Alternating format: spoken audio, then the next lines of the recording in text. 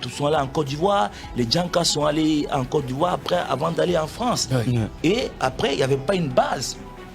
Chez les autres, on allait avoir là-bas des écoles pour transmettre cela à la génération future. Mais ça n'a pas été le cas. Maintenant, ceux qui sont restés là, c'était dans le tas, on prenait ici. Il faut rappeler que après ce vide, il y a des maisons de disques qui sont nées avec les super sélections, les CDS, les Amassif et autres. Et ça permet qu'on ait une base. Parce que la génération des Ibro Diabaté, des Sekouba Bambino, des Morigeli, des Jean-Paul Minimo a aussi produit de bons albums. Tout simplement parce qu'il y avait d'abord d'autres maisons qui assuraient les dépenses liées à la production. C'est pourquoi on partait à JBZ. Écoutez les albums de JBZ. La qualité. Aujourd'hui, on ne parle pas que de la musique rap ou urbaine, mais la musique mandingue même, elle est devenue monotone. La variété musicale, c'est monotone. Les gars font les mêmes couleurs. Nous, on n'a rien contre eux. Une musique mandingue où on n'a pas les 3 guitares jouées en live, c'est compliqué. C'est l'ordinateur qui joue la guitare solo ou basse, c'est compliqué. Voilà, donc, comme vous le dites, Sékou Touré, on va continuer à le demander, mais après, on ne va pas aussi rester alarmiste sans rien faire. Dire non, il faut que c'est Sékou Touré, il faut s'adapter, il faut faire face aux nouveaux défis de la musique. C'est vrai qu'il y a eu des problèmes, mais parallèlement, beaucoup se sont en sortis. Parce qu'un Sékou Bambino, tu écoutes ces chansons, vous vous rendrez compte que le gars, il est méticulé. Il laisse pas passer. C'est comme Kerfala Kanté, écoutez ses chansons. Il venait au studio, dit non, ça c'est ça, on joue pas comme cela. Voilà. Et Monsieur Flamy, bonjour et bienvenue. Bonjour Monsieur Sibi. Merci d'être là pour parler de l'industrie musicale de notre pays. Parce que ça c'est un constat personnel avant de poser la question. Je me suis dit qu'aujourd'hui en Guinée, on n'arrive pas à s'identifier. À travers un style musical, la Guinée n'a pas de style musical. Tandis que si vous regardez en bas, on a trop de valeurs. Parce qu'il faut d'abord fabriquer les gens. On ne fabrique pas les gens en Guinée. Vous savez, on fabrique dans le temps. Je suis d'accord, il y a des gens qui partaient dans les ghettos pour se ressourcer, lire le paysage de notre pays, afin que nous puissions avoir de la valeur. Aujourd'hui, il y a un nombre important de musiciens qui se ressourcent sur Facebook, qui se ressourcent sur Google. Ou bien la musique en général. Parce que le ghetto il est beaucoup plus urbain. Oui, je parle bien ça. Je parle de la musique, musique urbaine, c'est ça. Non, la musique urbaine, c'est ce que je voudrais dire, pour particulariser. Donc aujourd'hui, on n'a pas cette identité. Selon vous, qui la faute? Bon, quand vous parlez de la musique urbaine et du ghetto, je pense que l'identité peut être relative. Parce qu'en termes d'identité, la musique urbaine, c'est les mêmes sonorités du monde entier. C'est-à-dire que les langues peuvent différer. C'est-à-dire Inos peut chanter en lingala. Ouais, Inos, il a métissé l'afrobeat au rythme congolais. Yopé, vous voyez la percussion. Et d'ailleurs, il aime à le dire, Afro-Congo. Afro-Congo, oui. Parce qu'il y a eu la vague des anglo-saxons, les Naja Vibes, ils sont venus avec l'afrobeat, mais l'afrobeat, il faut rappeler qu'ils ont pris un peu partout en Afrique. Parce que c'est l'héritage de Fela. Écoutez les chansons de Ibro Diabaté. Oyo, Dario, la guitare, c'est un peu afro. Il y a une guitare solo qui tourne là-bas, c'est un peu afro. Voyez-vous. Maintenant, dans la musique urbaine, on peut aller même aux premiers albums, que ce soit les Billes de Sam et qu'il pointe le Sogolon. Sogolon, il y a une chora qui introduit la chanson. C'est Billes de Sam. Il y a un Dance. C'est-à-dire qu'il y avait le côté folklore qu'on métissait à la musique urbaine. Fakalian, ça fait le Soliba Dance. Et pourquoi on ne fait pas les mêmes métissages aujourd'hui pour s'identifier? Parce que le problème aujourd'hui, si vous prenez le Sénégal s'identifie avec un style. En Côte d'Ivoire, il y a des arts. Mais aujourd'hui en Guinée, moi je le perds de façon générale. Le Sénégal, la musique la plus dansée, c'est le mbalak. Et ça, c'est Youssou parce qu'avant Youssou, il y avait le baobab, qui était beaucoup plus salsa. Mais partout dans le monde, à travers ce style, on peut identifier le Sénégal. Depuis des années, mais en Guinée, depuis des années, les rappeurs sénégalais, PBS, Daradji, ça prenait un peu dans l'ombalar avec les tamas. Au moins, eux, ils ont ça. C'est de ça qu'ils veulent parler. Mais nous aussi, on prenait avec le balafon. Écoutez, les Fakalias, ça avait le balafon. Mais c'était parti où? Maintenant, attendez. Maintenant, un moment, le Sénégal, ils sont restés monotones. Vivian Dou a fait l'afro mbala avec le tché on the beat. Ça donne une autre couleur. Écoutez la musique. Maintenant, venez à la génération d'aujourd'hui. J'écoute le son de Instinct Killer qui dit Force Mouna, Marafai Force Mouna, c'est du Namoul Faré mélangé à la musique urbaine. Ok. Et il faut écouter les chansons. On écoute, mais le problème, nous on tire le résultat dans ça. Le seul résultat pourront-on tirer, c'est pour que la musique soit vendue hors de nos frontières. Pour que la musique soit vendue, est-ce que vous savez que seulement la langue peut vendre la musique?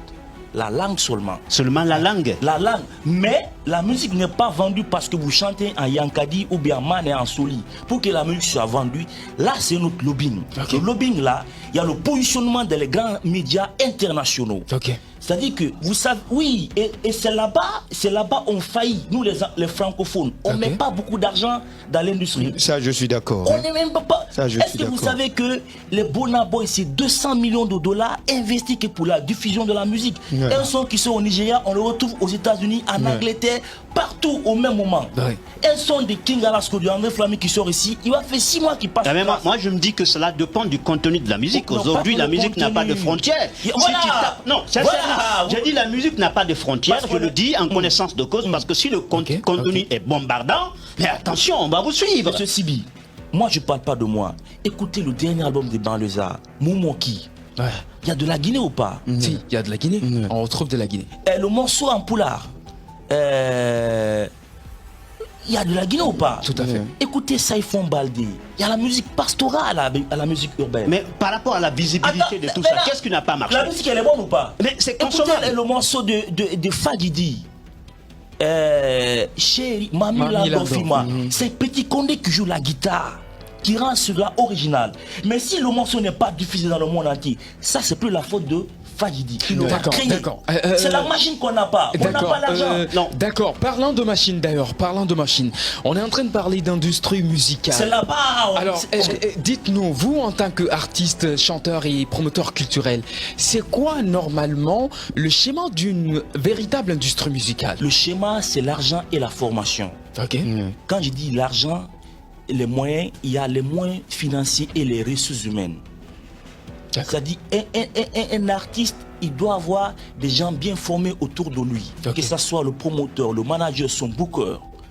Généralement, où on a pêché ici, un artiste comme un King Alasko, il sort, il fait la vedette dans toutes les kermesses. Tous ceux qui sont autour de lui, ils sont des consommateurs. Ils n'apportent pas d'idées. C'est arrivé à beaucoup d'artistes. Sinon, ce que Piwada faisait, c'est pas mal. Ça ne pas boula. C'est de la rime en langue locale. Mais chez les autres, quand toi tu chantes, le gars il voit qu'est-ce qu'il faut pour ne pas que ça s'éteigne. Parallèlement, tu as un promoteur, tu as quelqu'un qui va commencer à chercher des publicités pour toi. Il va chercher de l'argent pour toi. Il va chercher d'autres spectacles pour toi. Il va voir pourquoi tu n'es pas diffusé en France, pourquoi tu n'es pas diffusé en Côte d'Ivoire et autres. Mais nous on s'assoit ici. C'est pas si les gens vont venir chercher notre musique pour qu'elle soit diffusée. Ça, tout le monde a peiné dans ce sens, c'est pas que de la musique urbaine. Écoutez Ibro Diabaté, vous écoutez Magic System, qui chante mieux. Sans passion. Mais je crois que là, vous êtes... Sibi, je crois que là, vous êtes un peu en arrière. Nous, on parle d'une époque... Non, mais qui sont entre les deux, qui sont... Parce que c'est on va s'écouter, en fait. Je vais vous poser cette question-là. Ibro Diabaté, c'est encore une autre époque. On a vu... Espoir, ils ont... Si c'est l'originalité, c'est ça ou pas? Monsieur Flamy. Donc, on a vu ce que Espoir a fait. Ça, on ne revient pas. On parle d'industrie musicale qui a connu une réforme dans les années 2000. On parle de ça. Aujourd'hui, c'est vrai que vous parlez de professionnalisme des artistes qui ont du contenu, mais qui sont un peu en arrière. Cette génération-là, cette génération d'artistes, quel artiste tu pourras mettre en vente sur l'échelle internationale? Moi, je crois qu'il y a du civisme sur toute la ligne. Vous parliez de rap tout à l'heure avec Fogo, de Turdy. Vous parlez de drill. On voit un mélangeur qui est là. Mais c'est pratiquement du civisme. On ne peut pas mettre ça à l'affront de Gazo parce qu'il copie Gazo lui-même. Et la copie, je suis d'accord. Et la copie, c'est pas que guinéen. Vous avez écouté le morceau Paulette que les Américains, J. Cole a copié. Il a samplé. Les musiques du monde entier, il n'y a plus de musique hybride. Les musiques sont homogènes et métissées. Le monde est un monde de métissage. Allons dans l'actualité. Dans l'actualité, il y a des albums ici qu'on pouvait vendre partout dans le monde entier. Combien? Sur combien? Sur combien?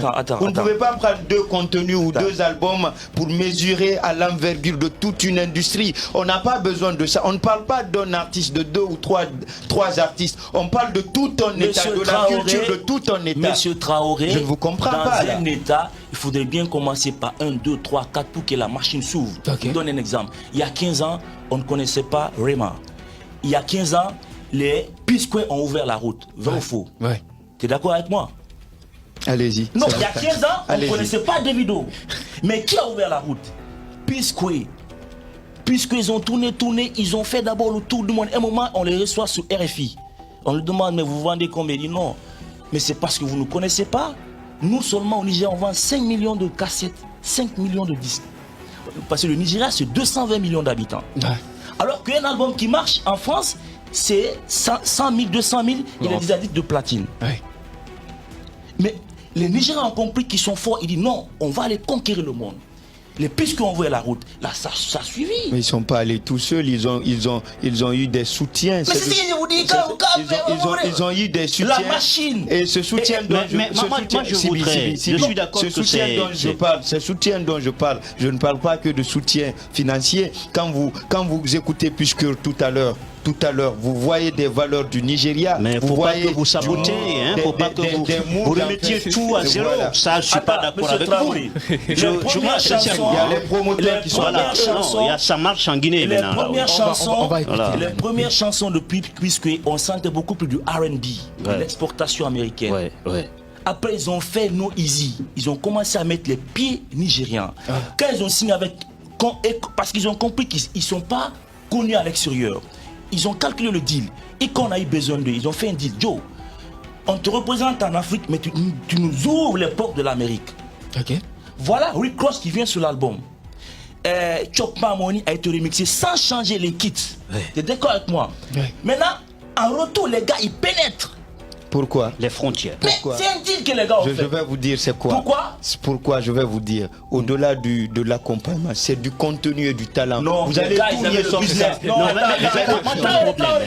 C'est-à-dire que vous allez tout nier sauf ce talent qu'ils ont. Quel Guinéen vous pouvez mettre sur ce talent-là? Je crois qu'aujourd'hui plutôt, on doit former nos artistes. On doit former nos artistes. La plupart des musiques en Guinée, sur 2 à 3 minutes, vous allez voir que l'artiste ne chante qu'une minute ou 55 secondes. Le reste, c'est pour dire KPC, Solio, Antonio, c'est ceci, c'est cela. Il n'y a pas de contenu. En termes de contenu, au Nigeria, vous enlevez Tchekini, Baby, Bobo, c'est fini. Sors-moi le contraire. Mais quand on dit contenu, moi je me perds. Parce que les gars, il faut. Qu'est-ce qu'on appelle? Vous savez, le contenu musical par rapport aux besoins. Aujourd'hui, c'est les clips qu'on vend. S'il vous plaît. C'est pas que le contenu. Non, c'est important. D'accord. Tenant compte du contenu, le contenu guinéen est un chanteur qui chante pour connecter l'Afrique pour avoir le contenu africain. Vous savez, ce n'est pas la même vision. D'accord. Vous parlez du contenu, vous parlez du clip. Ce n'est pas le clip directement que nous mangeons. On a besoin de manger. Non, je suis d'accord. Sibi dans le micro. Je suis d'accord que le clip est un produit frappant. Tu regardes, tu es frappé en fait. Tu es séduit. Ça touche ta sensibilité. Je suis parfaitement d'accord. Mais on a aussi besoin des éléments en fait. Regardez. Notre Dundumba a disparu. Sincèrement. Dundumba, la danse rythmique de valeur ancestrale a disparu. Si on tient compte de cette valeur, à votre avis, est-ce que... Non, j'arrive.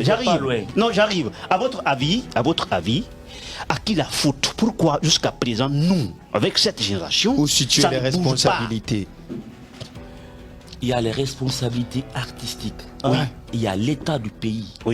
Et la capacité de compréhension du business par nos artistes, par nous. Les francophones que nous sommes, sortez-moi 5 artistes qui ont la taille de Wizkid ou Benrema. Le classement, les 10 derniers artistes les plus cotés ou vus, il n'y a que des anglophones. Il n'y a que Fally Ipupa. Ça, il a raison. Il n'y a que Fally Ipupa. Alors que vous parlez des Ivoiriens, vous parlez des Sénégalais, ils ne sont pas dedans. Ibawan n'est pas dedans. Connectez-vous. Aujourd'hui. Non, mais moi, je ne prends pas ces gens-là comme exemple. Non, attendez, parce que c'est dans des références. Non. Attendez, je donne un exemple. On n'a pas le business. Il y a 5-6 ans, et Diamond n'était pas connu. Il s'est appuyé sur l'esprit anglo-saxon. Il vient au Nigeria, il fait un son avec plus que tous les autres. Et David l'a taxé. Il allait sans emprunter de l'argent dans une banque. Aujourd'hui, David court après Diamond. C'est un plan qu'on a. Nous, c'est le business qui nous a manqué. C'est là-bas les artistes ont payé. D'accord. Mais c'est là-bas. Et le business, aujourd'hui, le business, c'est l'argent. Je ne vais pas loin. Je n'ai rien contre les gars, mais Takana Zion, qui peut chanter comme Takana Zion dans l'espace francophone? Takana a un problème. Marcus, allez-y. Une fois j'étais à Abidjan. On met un son des banlieusards dans un maquis. L'enfant Yodé Siro. Vous connaissez Yodé Siro quand même? Oui. Mais ils sont doux. Ces gens-là. C'est pas possible, ils sont vachement bons. Vous avez parlé de Takana.